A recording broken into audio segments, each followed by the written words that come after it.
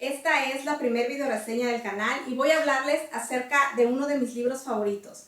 Es uno de esos libros que cuando tengo una tardecita libre de domingo, una riquísima taza de té, suelo escogerlo para releer los párrafos subrayados y las páginas marcadas porque en realidad considero que es un muy buen libro y me hace sonreír. Les estoy hablando de Steve Jobs, la biografía, por Walter Isaacson, de la editorial Debate. Tengo la edición de 2011 y consta de 737 páginas. Debo confesarles que tengo una fijación por las biografías y las autobiografías. Considero sumamente interesante conocer la vida de las personas que han hecho nuestro mundo un poco mejor.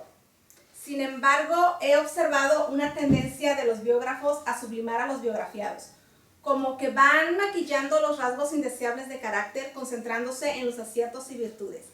Creo que una biografía es realmente objetiva cuando nos enseña al ser humano detrás del genio. Y eso es lo que me gusta de esta biografía de Walter Isaacson, ya que nos presenta a un Steve Jobs humano, irascible, activo buscador de su paz espiritual, maniático de dietas compulsivas, ya que podía pasar una semana entera consumiendo únicamente zanahorias. Fue un padre ausente y de hecho una de las razones por las que deseaba que se escribiera su biografía era para que sus hijos supieran qué había estado haciendo todo ese tiempo en que no estaba para ellos. Era un esposo bastante difícil de sobrellevar, ya que podía ignorar por semanas enteras a Lauren Powell porque estaba demasiado concentrado en un proyecto. Sin embargo, ella representaba el equilibrio en su vida y la única persona en el mundo capaz de hacerlo entrar en razón. Pero nos habla también acerca de su intensa personalidad que cautivaba. Podía conseguir lo que sea que se propusiera con una llamada telefónica o una entrevista. Era maniático del buen diseño, del buen gusto y de la estética. De hecho, decía que la sencillez era la máxima sofisticación. Considero entonces que esta biografía disecciona de una manera espectacular la vida de uno de los hombres más influyentes de nuestro siglo. Y algo que me gustó mucho del libro es que al inicio del mismo trae una lista en orden alfabético de los personajes principales. Y les digo que se me hace muy útil porque si en el transcurso de la historia a mí se me olvidaba qué rol jugaba una persona en la vida de Jobs, no tenía más que volver a la guía de personajes por orden alfabético, inmediatamente me ubicaba y podía conseguir seguir con la historia, que es bastante extensa. Y quiero empezar platicándoles acerca de cómo se da el escribir la biografía. En 2004, Steve Jobs contacta a Walter Isaacson y le dice: creo que yo sería un buen personaje para un libro. Walter Isaacson le dice que considera que sí, pero que aún le quedan muchas derrotas y triunfos por vivir y que en 1 o 2 décadas, cuando te retires, creo que sería el momento, le dice. Cuando Walter Isaacson presenta su biografía sobre Albert Einstein, Steve Jobs vuelve a llamarle y le dice: de veras creo que yo sería un muy buen personaje para un libro. Walter Isaacson le dice que está de acuerdo, pero que lo considera un poco prematuro y que en el futuro pueden ponerse de acuerdo. Es ya en 2009 cuando la esposa de Jobs contacta al biógrafo y le dice: si piensas escribir una biografía sobre Steve, más vale que lo hagas ahora. Porque en el 2004, cuando él te marcó, es cuando recién él había pedido su primera baja por enfermedad. Nos habíamos enterado apenas de que tenía cáncer de páncreas y él realmente estaba deseoso de que se iniciara la biografía. Aún manteníamos la enfermedad en secreto. Así que en este momento, si crees que vas a escribir un libro, ya no te demores. Entonces es como ellos empiezan a ponerse de acuerdo y platicarlo. Y déjenme decirles que antes de esto, Steve Jobs era sumamente celoso y cuidadoso con su vida personal. No le gustaban las intromisiones ni demasiada publicidad. Sin embargo, a partir de este momento, él decide abrir su corazón, las puertas de su casa, incluso de su recámara, porque tuvieron conversaciones ya en la etapa terminal de cáncer de Steve Jobs. Y estuvo de acuerdo en que se entrevistara tanto amigos como enemigos. Algo que me causó mucha ternura fue el hecho de que Steve Jobs fue adoptado y siempre lo supo. De hecho, lo supo de parte de sus padres adoptivos. Incluso le molestaba que se dijeran que eran sus padres adoptivos porque consideraba que eran sus padres al 1000%.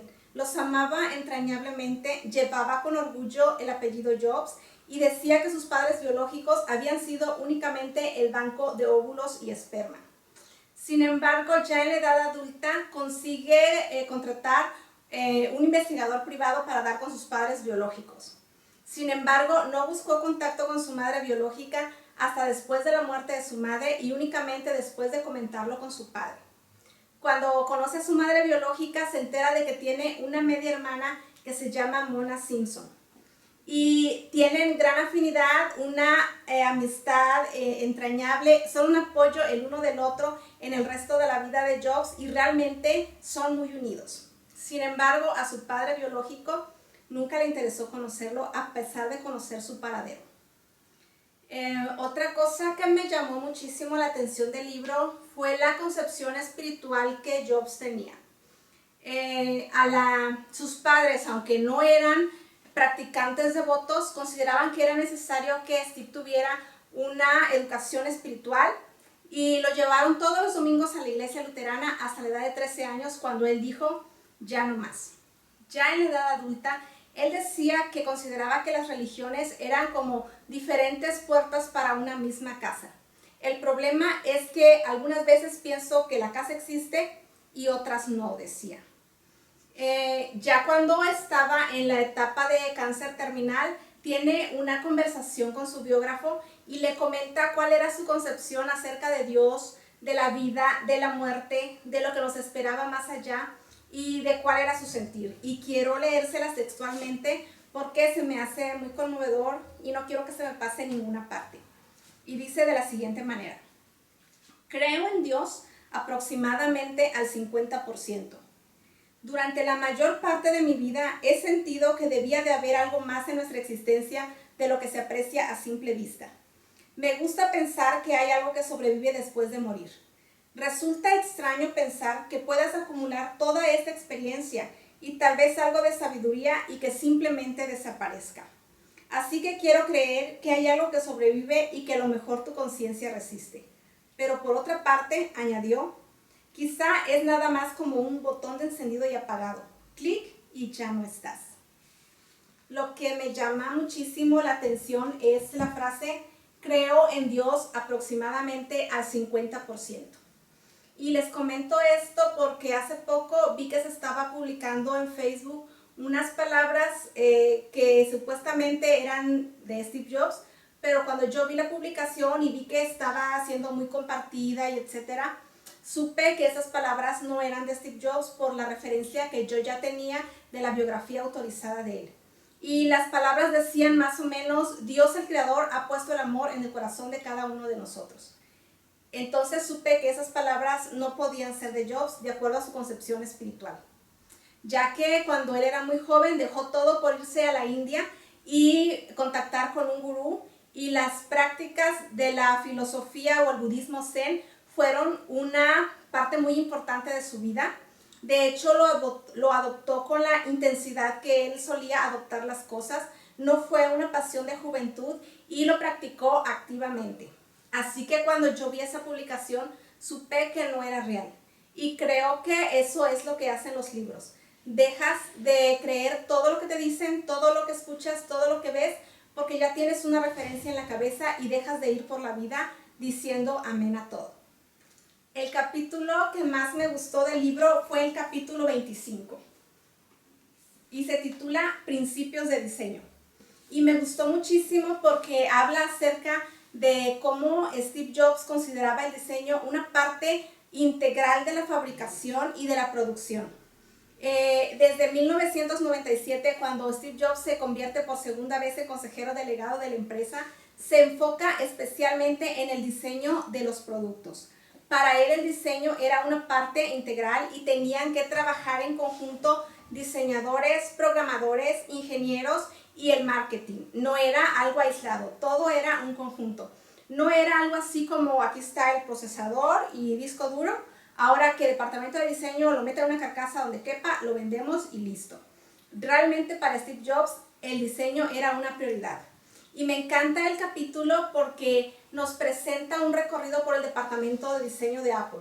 Cómo estaban distribuidas las puertas, las ventanas, la forma como entraba la luz, cómo se disponían las mesas donde estaban los dummies de polietileno que representaban los productos próximos a salir.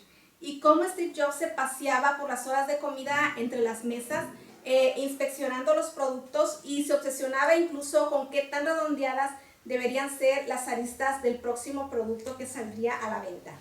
Steve Jobs era tan cuidadoso con el diseño que incluso cuidaba mucho el empaque y el embalaje. Consideraba que el abrir el producto debería ser una experiencia para el usuario sabiendo que dentro se encontraba una joya. Así que si usted es una persona visual como yo, disfrutará inmensamente este capítulo. Otro capítulo que me gustó muchísimo es el capítulo que habla acerca del iPod. Cuando estuvo el iPod en su apogeo, había una pregunta que se hacía por igual a candidatos a la presidencia, a la reina de Inglaterra, a los famosos de segunda fila, a tus citas ciegas y a todo aquel que apareciera con unos auriculares blancos. Y la pregunta era, ¿qué llevas en el iPod? Y el biógrafo explica que para Steve Jobs la lista de reproducción de una persona no representaba únicamente sus gustos musicales, sino representaba a la persona, era realmente la persona. Y quiero leerles también ese párrafo para que lo disfruten como yo lo he disfrutado. Y dice de la siguiente manera: el mero acto de dejarle tu iPod a un amigo, a tus citas ciegas o a un perfecto desconocido que se sienta a tu lado en el avión, hace que pueda leerte como un libro abierto. Basta con desplazarse por tu lista de canciones por medio de la rueda pulsable y en términos musicales te quedas desnudo. No es solo lo que te gusta, es lo que eres. Realmente interesante. Y así que si usted desea conocer mejor a una persona, basta con desplazarse por la lista de reproducción o hacerle la pregunta clave: ¿qué llevas en el iPod? Considero que es un muy buen libro, digno de tenerse en físico, porque tiene unas fotografías que a mí me gustaron muchísimo en blanco y negro. Por ejemplo, quiero mostrarles una fotografía y me voy a acercar para que se distinga. Por ejemplo, este es su estudio de Palo Alto. Y esta fotografía me encanta porque capta la esencia de una mirada de satisfacción y alegría de Jobs en la cocina de su casa, descalzo, disfrutando de una riquísima taza de té, la intimidad del momento, la alegría que transmite, irradia satisfacción. Esta es su casa, su departamento, donde por muchos años no hubo muebles porque era tal su obsesión por la estética y la belleza que no habían muebles que satisfacieran sus gustos. Aunque le gustaban los electrodomésticos de la marca Braun, que era la única que lograba satisfacerlo, pensó muchísimo para lograr conseguir unos muebles de su entero agrado. Trae publicadas las fotografías de su boda, de vacaciones con sus hijos, y creo que realmente es una joya y un libro digno de tener en la biblioteca. Así que espero que esta breve reseña, porque el libro trata muchísimos puntos, es muy extenso, muy interesante, y espero que con lo que han escuchado y lo que les he platicado despierte en usted la curiosidad de leerlo y de poder disfrutarlo tanto como lo he hecho yo. Déjenme de favor sus comentarios si ya lo leyeron o pueden regresar a comentar cuando lo hagan. Quiero agradecerles por el tiempo aquí invertido. Nos vemos en la próxima reseña y reciban mis saludos.